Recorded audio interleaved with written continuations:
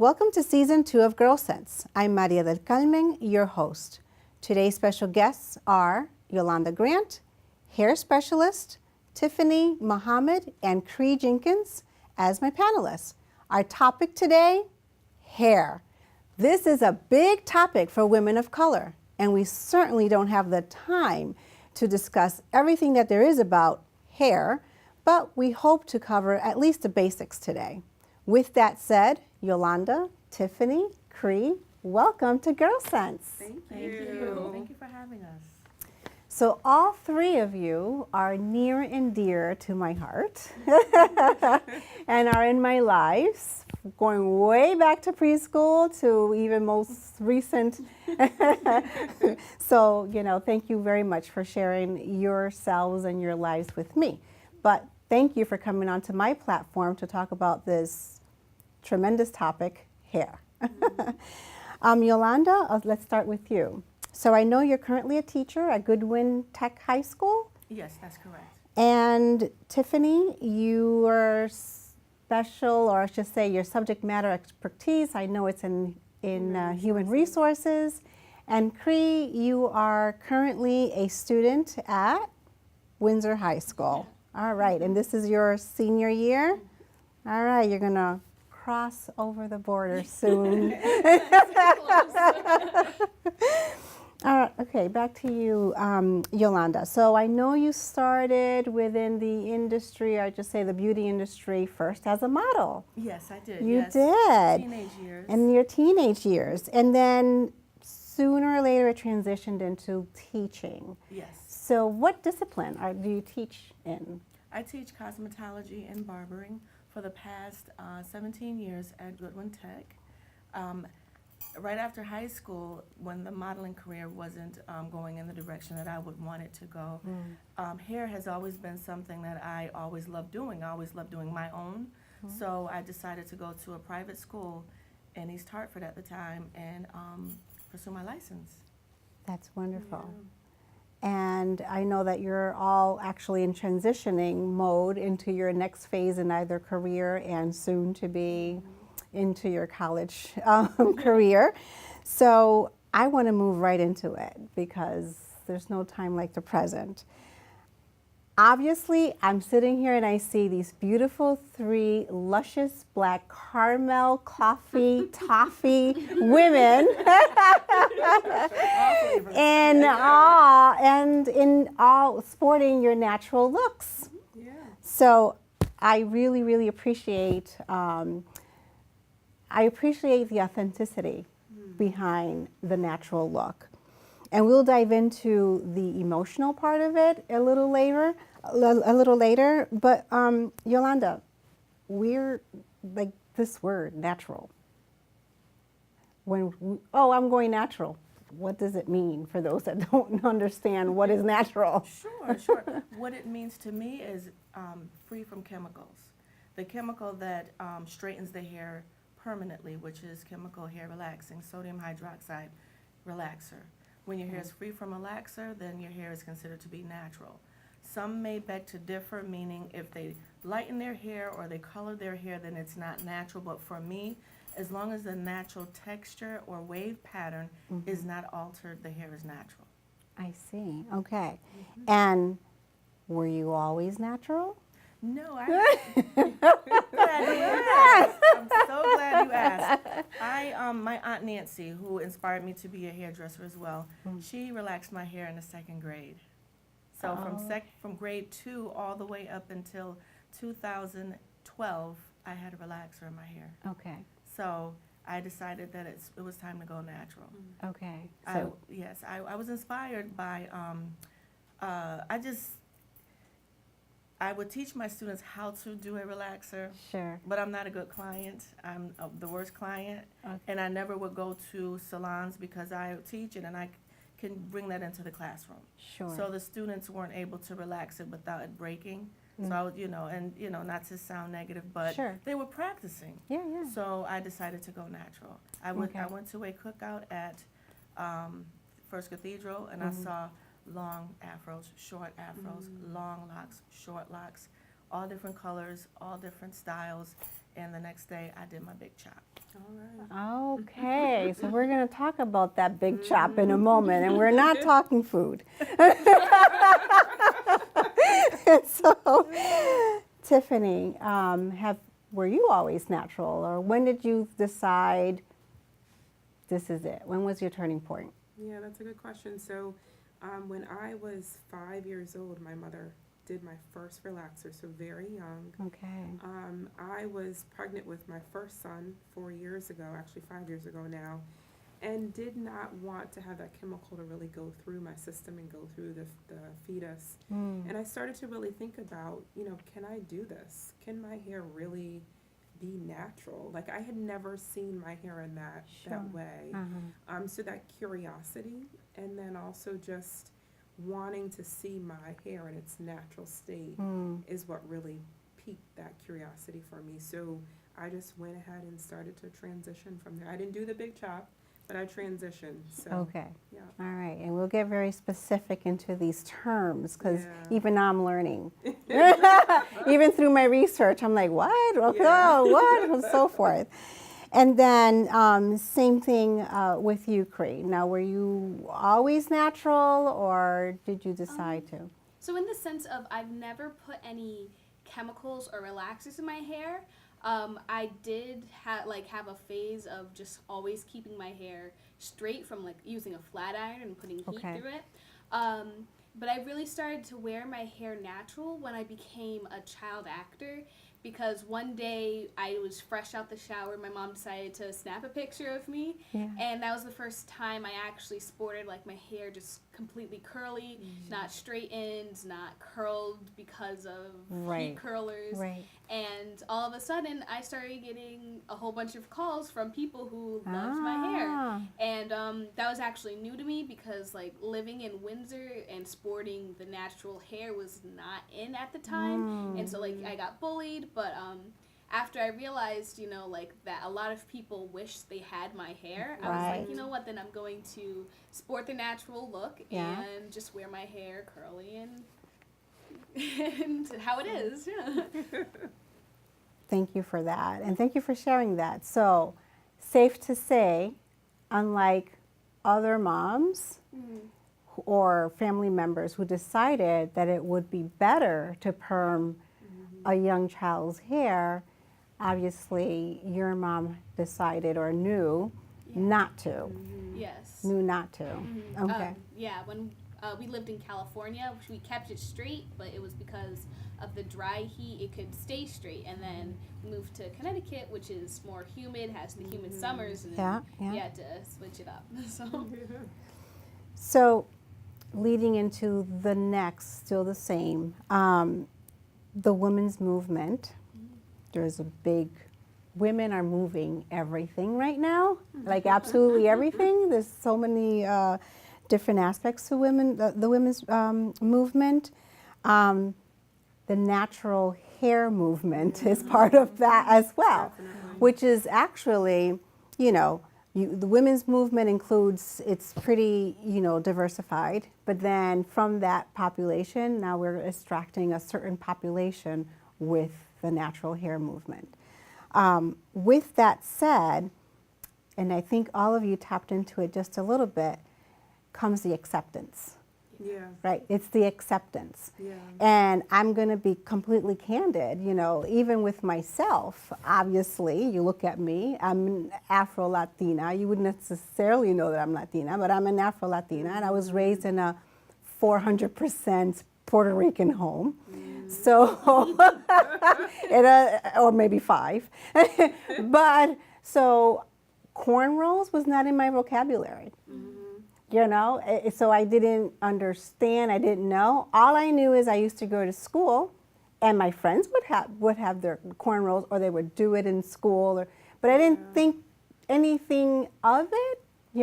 What I did notice was there was just that same population were the only ones that wore the cornrows, and I'm speaking of us, right? Us as Black women.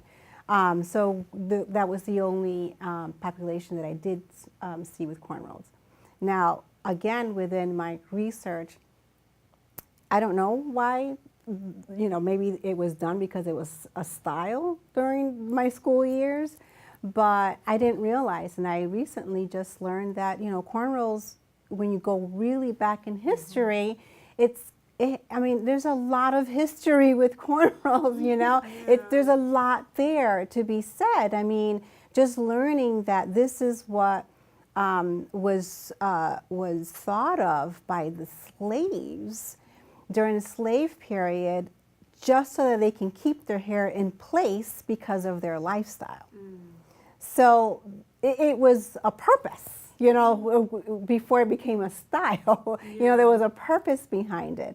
And depending on the style or how many braids actually elevated what status you were. Really? So there's just so much history in that there's so much of us there. So when you tapped earlier in stating, I don't know what I look like without it, and I wanted to kind of see. To me, it was, as you were saying, I was almost like peeling the onion, and like, oh, that's really who I kind of am, and not what I've been conditioned to be, right? Yeah. To be accepted. And so, also recently, I saw a clip. I can't tell you where. I don't remember where I saw this clip, but my God, I'm going to look for it again because I need to advertise this and share it. But I'm going to say a couple of quotes from this clip. And so, quote, "Women in cornrows did not appear in fashion magazines for most of the last century. The first time cornrow styles were seen on television was in 1962, right? 1962. Women were being discriminated against in customer service jobs just because they were unprofessional." And there was a lot more said, but unquote, right? So that was back in 1962. Sound familiar though? Because moving forward, since this natural hair movement has taken over pretty much, I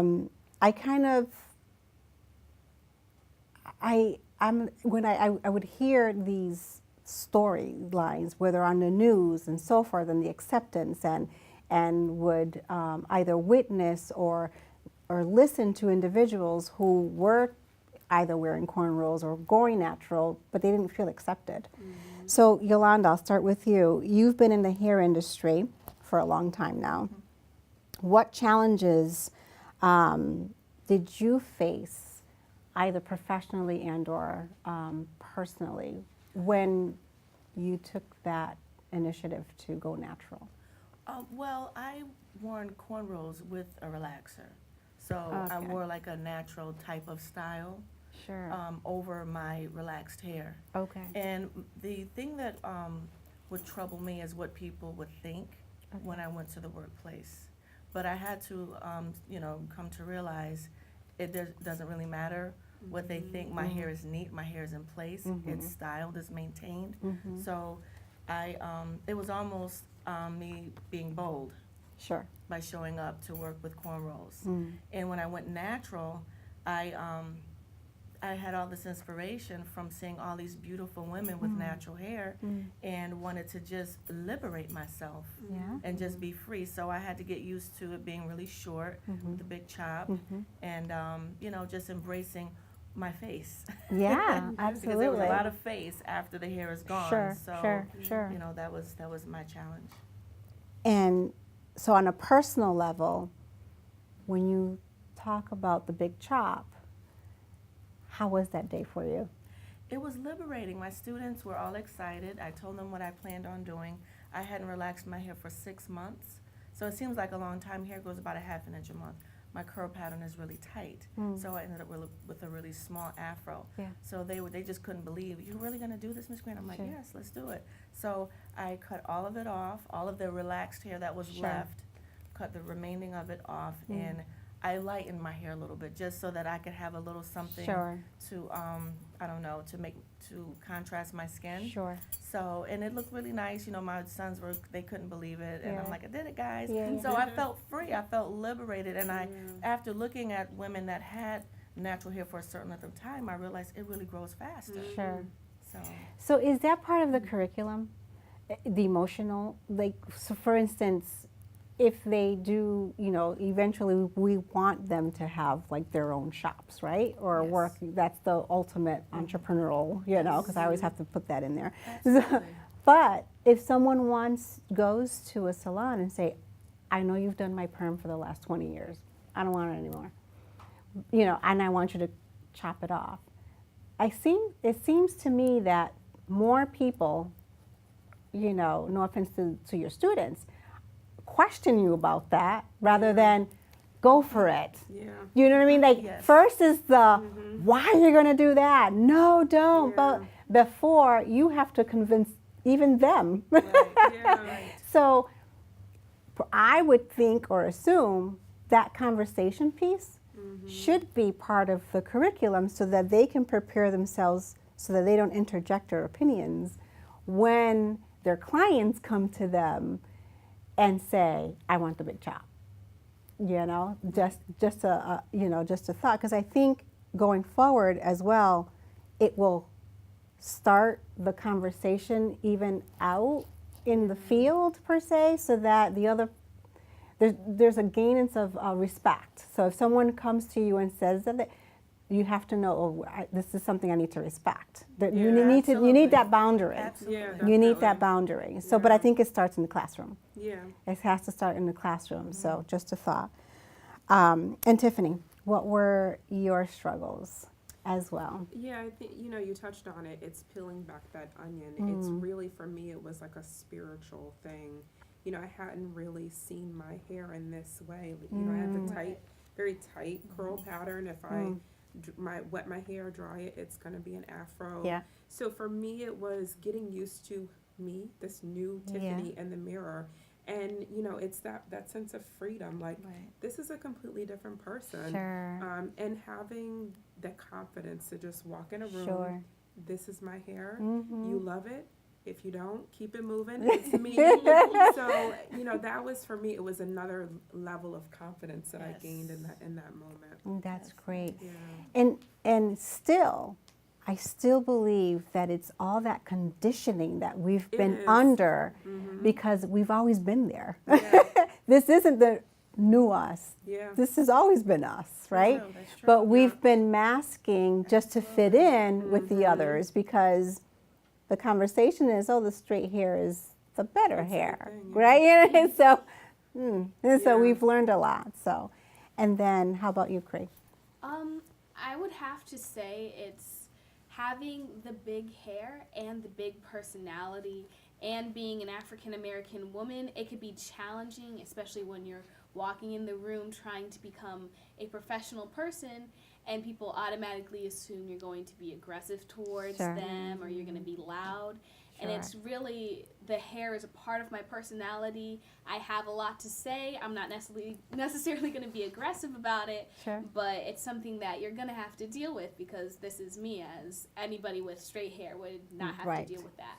Right. Thank you for that again. Yeah. And I am so, I'm like, my heart is doing gymnastics right now, jumping jacks, because I feel enlightened to get the perspective from the youth, from your perspective, and then our perspective as well. Because being older and having been conditioned for so many years before the light bulb went off, Yeah. you know, Yeah. it's so much different. Yeah. And then having your perspective, granted you hadn't permed your hair, but you wear your hair how you want to wear your hair. No one's conditioning you to straighten your hair. You know what I mean? So thank you for that. So I'm going to move forward with another quote from this clip that I had seen somewhere. So again, my last perspective was from 1962. So moving forward, in 1979, Bo Derek lands, I'm sure, Cree, I know, you just have no idea who Bo Derek is. That's okay. So Bo Derek lands a 10-minute role in a movie called 10 with cornrows, right? Suddenly, braids were not only cool, but they were Beverly Hills cool, right? So in 62, It was black women were being discriminated for having cornrows at our customer service job, but a non-black person wears cornrows for a movie, and now everybody wants cornrows.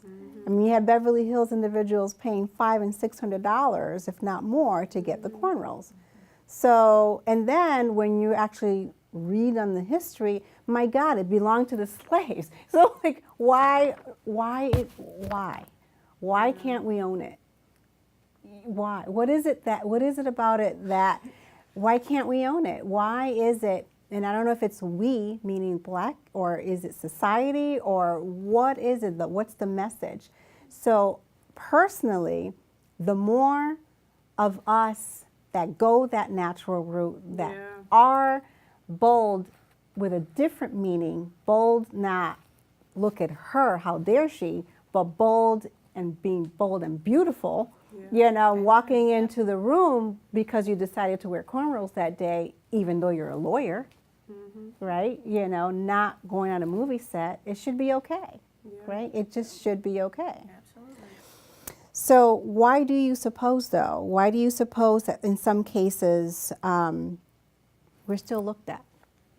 When we walk in, why does this still happen for us? Why?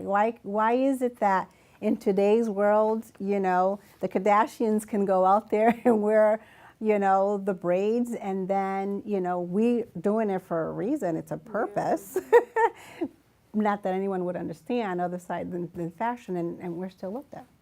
What are your thoughts?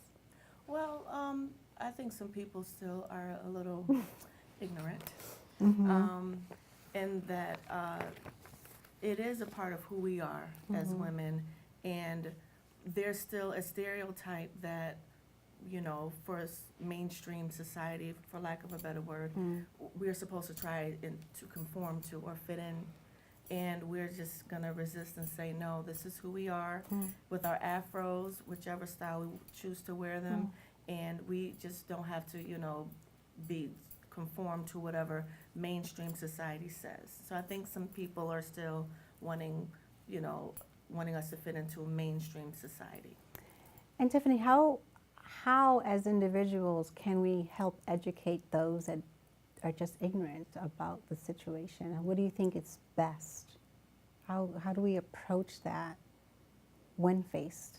Yeah, I mean, that's tough. I think it's about educating. I think what we're doing here today, you know, putting it out there, talking about it, being transparent about our journey is helpful for those people who don't really get it. And I think we as women being liberated in our own moment and being confident in who we are, showcasing that to the world, will help people realize just how important it's just hair.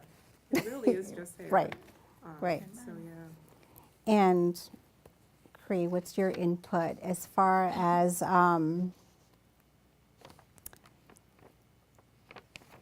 in the youth the youth lens of the youth, as far as being accepted or non-accepted, or educating a non-black individual, if they, like when you mentioned earlier you were bullied. So what would your stance be now if that same scenario took place again? I mean, when you started talking that, I was like, ooh, I'm ready to Yeah. because I think a lot of people don't realize that black women are the trendsetters of America. You know, we wear cornrows, now everybody wants to wear cornrows. We wear our natural hair, we wear curly hair. We wear afros, now everybody wants the afros.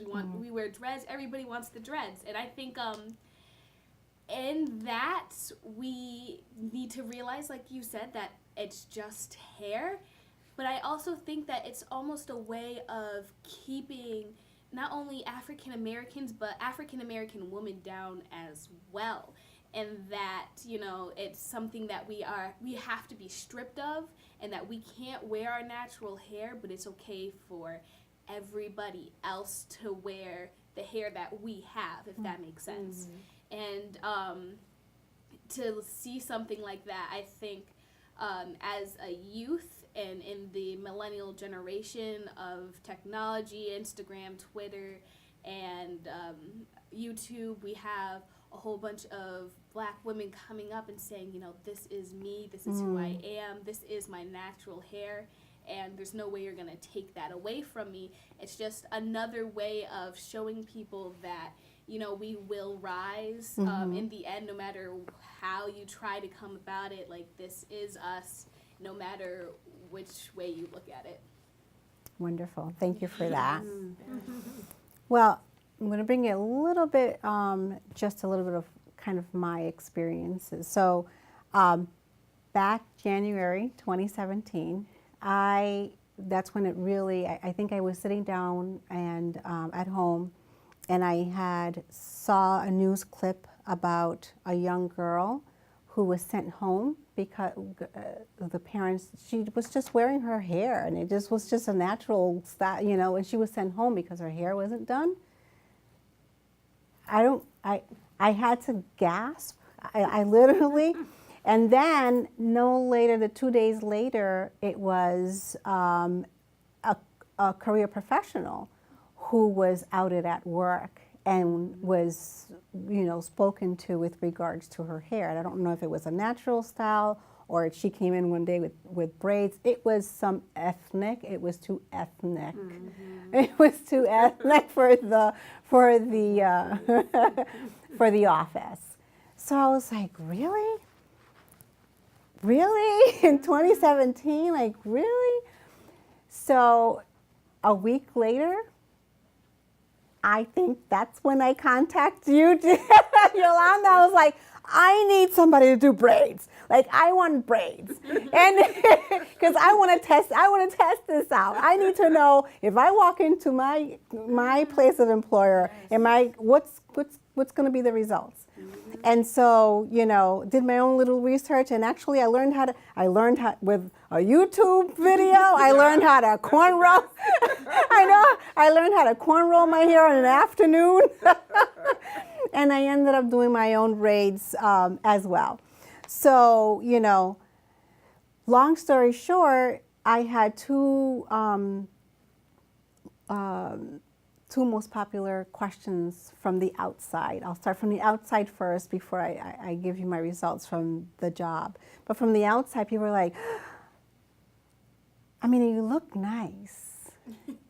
And it's really pretty, Maria, but do you work from home? You know, so that was my reaction. Like, no, I work. Where do you work? At the university. And then I can see them calculating, well, that may be a little bit, you know, I can just see what was going, you know, and so I was just waiting. Come on, give it to me. But I didn't get it. I didn't get anything. So I just kept it moving. And then I went into work. And so, you know, it was, which I expect, you know, come in one day. I've never worn braids in my entire life. And so I walk in there and I have my braids, you know. I'm zigging in it.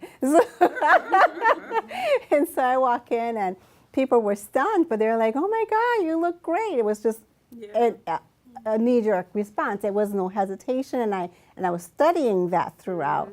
And then the test was my boss, right? Because I didn't feel like I needed to tell anybody that I was doing braids, right? So, but, you know, from the moment that I was seen, you know, the response was absolutely positive from my boss, from my boss's boss, and from my company's, the company president as well.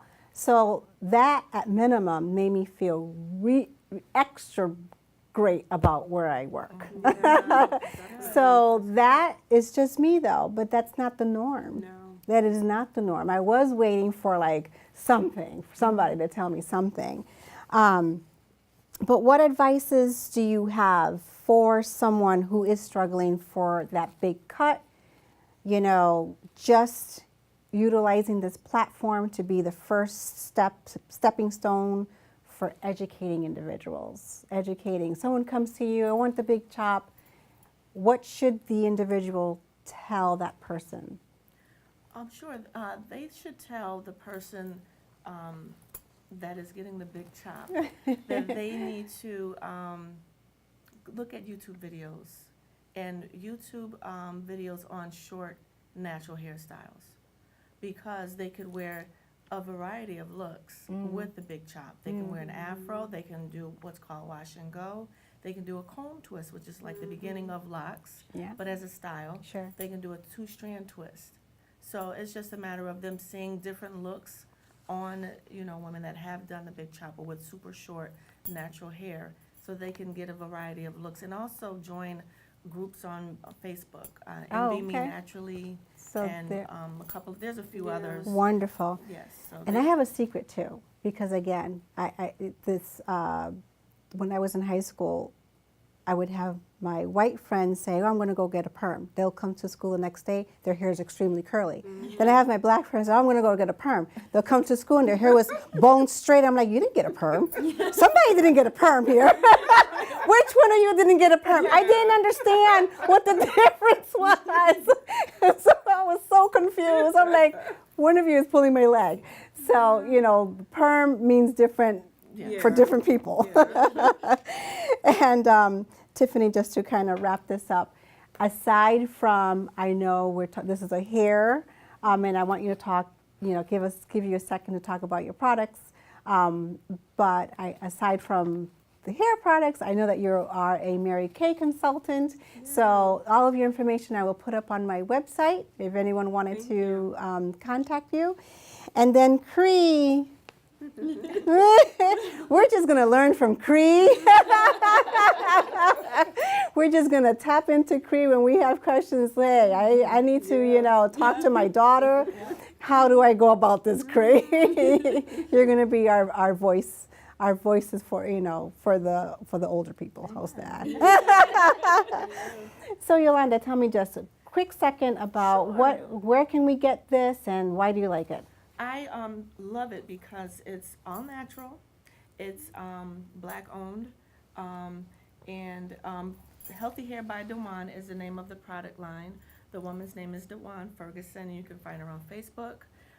She has an Instagram page as well, or if you just simply Google Healthy Hair by Dewan, her web page would show up. Perfect. And it has to be refrigerated. It's that natural. So Okay. it's, I like to use products that are made for us, by us. Yes, Me too. absolutely. So there's a movement with natural hair, but I think a lot of people are bandwagoning Yes. and getting on it because it's a marketing thing. Right. They're buying lots of natural products. Sure. I would like to buy my product from someone that's cooking it right in her kitchen. Yes. And I can just go right to her house and it's fresh off the stove. Yeah. And I can just purchase it directly from her. She's out of New Britain, Connecticut. Good. Oh, that's And her name awesome. is Dewan Ferguson. Thank you, ladies, for coming on my platform. Thank you. And welcome to the GyrlSense family. Oh, you, thank Maria. you. Thank you. This was fun. Thank you. I'm Maria del Carmen, your host. Visit GyrlSense.com for information about our guests. Join us again for more GyrlSense.